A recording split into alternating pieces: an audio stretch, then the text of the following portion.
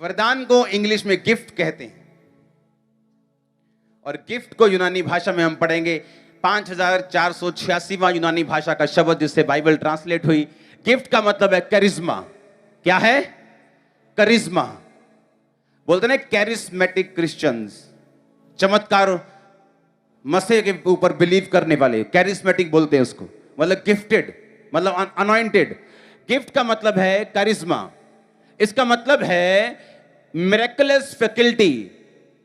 इसका मतलब है रिलीजियस क्वालिफिकेशन।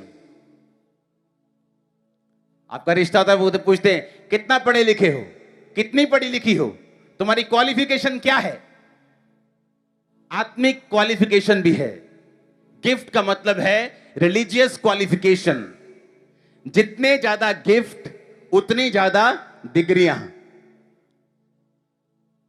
मैं थोड़ी बोल रहा हूं, कौन बोल रहा है? असली बाइबल बोल रही है जो यूनानी भाषा में छापी गई थी। हां, जिसका मतलब क्या है? Religious qualification.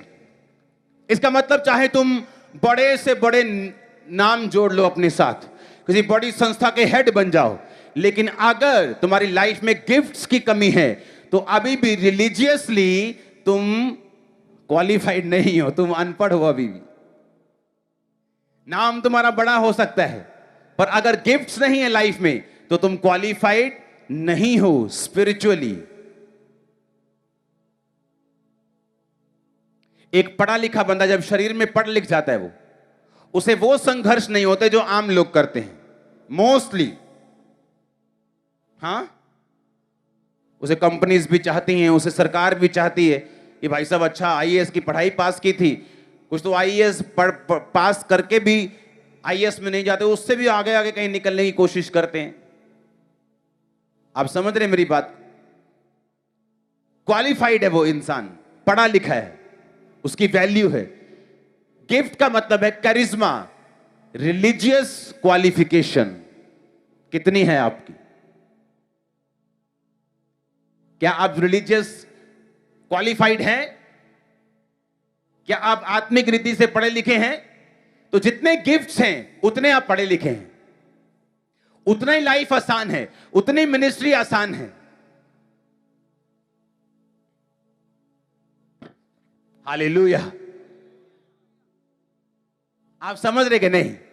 तो गिफ्ट्स क्या करेंगे? गिफ्ट्स आपकी लाइफ को, मिनिस्ट्री को, आपकी परिवार की जो जिंदगी है उसे आसान कर देंगे।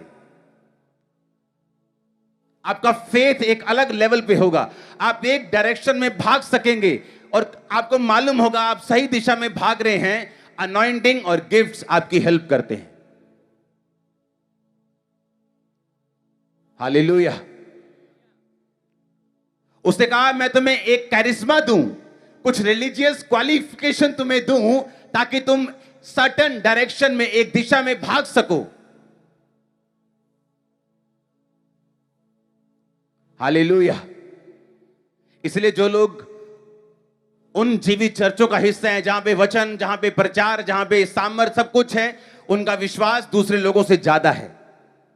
बिना विश्वास के लोग बोते भी नहीं है।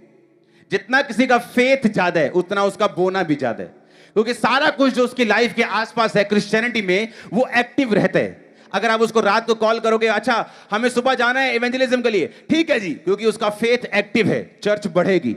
अगर आप उसको कॉल करेंगे अच्छा बीज बोने है, अच्छा ठीक है जी, आप उसे कॉल करेंगे फास्टिंग करनी है 3, उसका फेथ एक्टिव है उस गिफ्ट के कारण और वो भाग रहा है, इसलिए वो सब चीजों में रिस्पॉन्ड करेगा। आप मेरी बात समझ रहे कि नहीं? कितना जरूरी है एक पास्टर का, एक कलीसिया का, एक विश्वासी का, एक इवेंजलिस्ट का उन वरदानों को पाना जो पौलुस कहता है तुम बड़े से बड़े वरदानों की धुन में रहो, इग्नोरेंट ना रहो।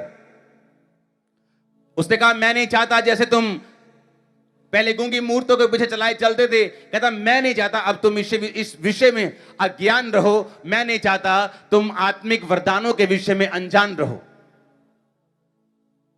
आमीन।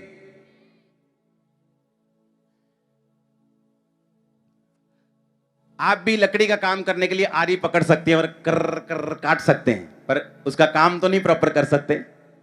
हां, जिन पास्टर्स के पास हीलिंग का गिफ्ट है, दूसरे उसको कॉपी तो कर सकते हैं, पर वो सेम हीलिंग करना मुश्किल है, क्योंकि वो वरदान है। वो एक गिफ्ट है। गिफ्ट पाओ यीशु मसीह के नाम में।